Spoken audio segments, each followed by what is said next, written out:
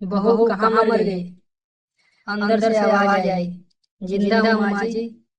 तो फिर मेरी चाय क्यों अभी तक नहीं आई? कब से पूजा करके बैठी हूँ। ला रही हूँ माँ जी।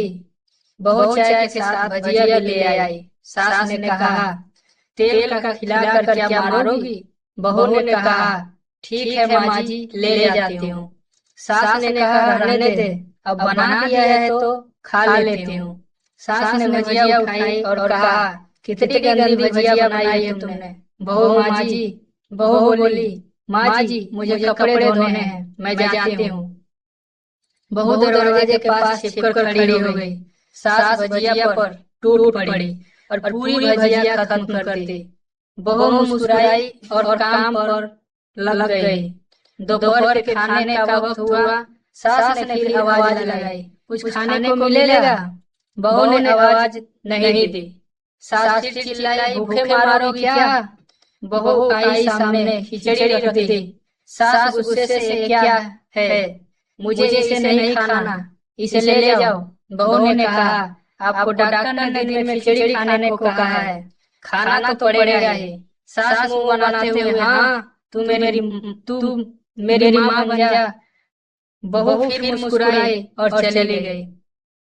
आज इसके घर पूजा थी। बहू सुबह 4 बजे से उठ गई। पहले स्नान किया, फिर फूल लाई, माला बनाई, रसोई साफ की, पकवान और भोज बनाया। सुबह के 10 बज गए। अब सास भी उठ चुकी थी। बहू अब पंडित जी के साथ भगवान के वस्त्र तैयार कर रही थी। आज ऑफिस की छुट्टी भी थी। उनके पति भी घर पर थे। पूजा शुरू हुई। सास चिल्लाती, बहू ये नहीं है, वो नहीं है। बहू दौड़ी दौड़ी आती और सब करती। अब दोपहर के 3 बज गए थे। आरती की तैयारी चल रही थी। पंडित जी ने सबको आरती के लिए बुलाया और सबके हाथों में थाली दी। जैसा ही बहू ने थाली पकड़ी, थाली हाथों से गिर पड़ी। शायद भोज बनाते हुए बहू के हाथों में तेल लगा था, जिसे वो पोंछना भूल गई थी। सारे लोग तरह तरह की बातें करने लगे। कैसी बहू है, कुछ नहीं आता, एक काम भी ठीक से नहीं कर सकती, ना जाने कैसी बहू उठा लाए, एक आरती की थाली भी संभाल नहीं सकती।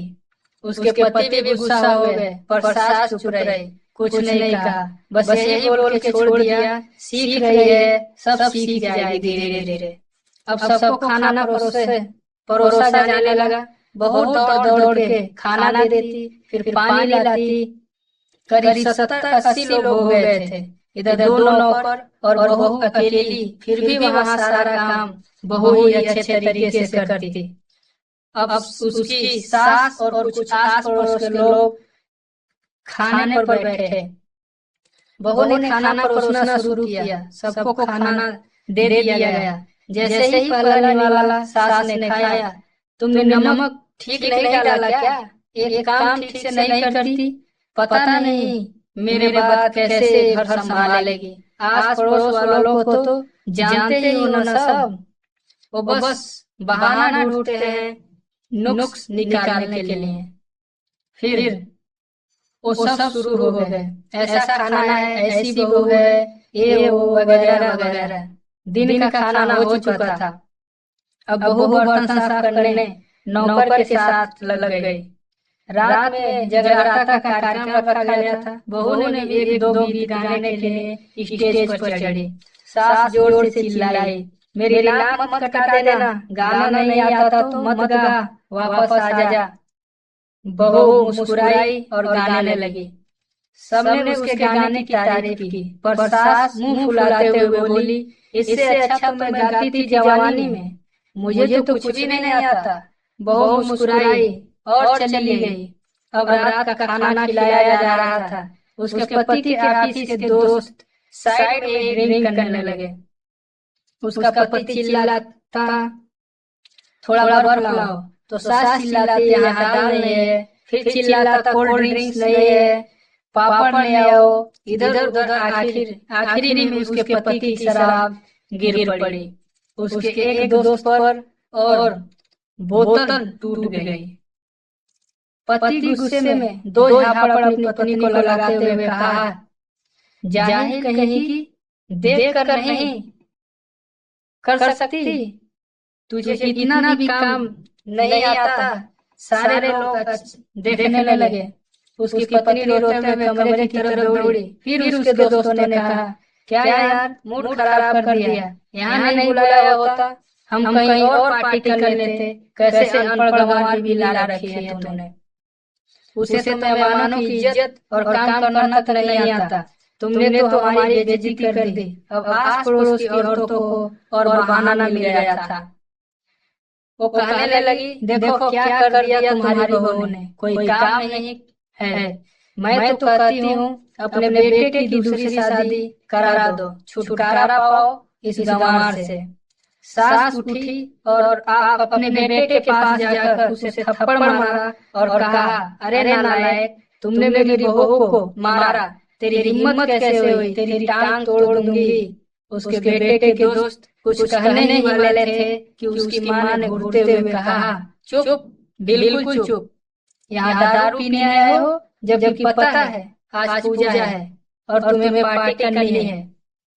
कैसे संस्कार दिए हैं तुम्हारे माता पिता ने, और किसने मेरी बहू को जाहिल बोला। जरा इधर आओ, चप्पल से मारूंगी अगर मेरी बहू को किसी ने शब्द भी कहा तो।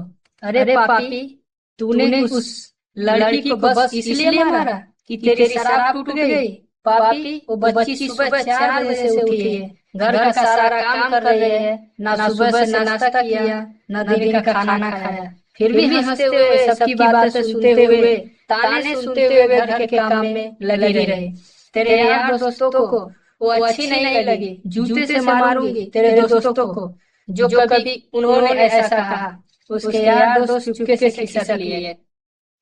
अब सास बहू के कमरे में गई और बहू का हाथ पकड़कर बाहर लाई। सबके सामने कहने लगी, किसने कहा था कि अपनी बहू को घर से निकाल के दूसरी बहू ले आना। जरा सामने आओ। कोई सामने नहीं आया। फिर सास ने कहा, तुम जानते भी क्या हो इस लड़की के बारे में? ये मेरी माँ भी है, बेटी भी। माँ इसलिए मुझे गलत काम करने पर डांटती है और बेटी इसलिए कभी कभी मेरे दिल की भावनाएं समझ जाती है। मेरे दिन रात सेवा करती है, मेरे हजार ताने सुनती है, पर एक शब्द भी गलत नहीं करती, ना सामने ना पीठ पीछे। और तुम कहते हो दूसरी बहू ले आऊं। याद है ना छोटकी की दादी अपनी बहू की करतूत सास ने गुस्से से पड़ोस की महिला को कहा, अभी पिछले हफ्ते ही तुम्हें मियां बीवी भूखे छोड़ घूमने चले गए थे। मेरी इसी बहू ने 7 दिनों तक तुम्हारे घर पर खाना पानी, यहाँ तक कि तुम्हारे पैर दबाने जाती थी, और तुम इसे जाहिल बोलती हो। जाहिल तो तुम सब हो जो कोयले और हीरे में फर्क नहीं जानते। अगर आइंदा मेरी बहू के बारे में किसी ने एक लफ्ज भी बोला तो मुझसे बुरा कोई नहीं होगा, क्योंकि ये मेरी बहू नहीं मेरी बेटी है। बहुत सिसकियां लेते हुए फिर कमरे में चली गई। सास ने एक प्लेट उठाई और भोजन परोसा। बहू के कमरे में खुद ले गई। सास को भोजन लाते देखा तो बहू ने कहा, अरे माँ जी, आप क्या कर रही हो? मैं खुद ले लेती। सास ने प्यार से ताना मारते हुए कहा, डर मत, इसमें जहर नहीं है, मार नहीं डालूंगी तुझे। तुझे नई सास चाहिए होगी, पर मुझे अभी भी तू ही मेरे घर की बहू चाहिए। बहू ने अपनी सास को रोते हुए गले से लगा लिया। सास विरोधी पहली बार और कहा, चल खाना खा ले। फिर मजाक करते हुए कहा, फिर मेरे पैर दबाने चले आना, और एक ख्याल मन में मत लाना कि सास पैर बोलती है किसी दिन मैं इसका गला दबा दूंगी, क्योंकि कभी भी मैं यही सोचती थी। दोनों खूब हंसने लगते हैं। दोस्तों, कुछ रिश्ते बहुत मीठे होते हैं, बस बातें कड़वी होती हैं। अगर मेरी कहानी आपको अच्छी लगी हो तो लाइक करें, और किसी से आपको क्या सीख मिली हमें कमेंट करके जरूर बताएं। और हाँ, हमारे चैनल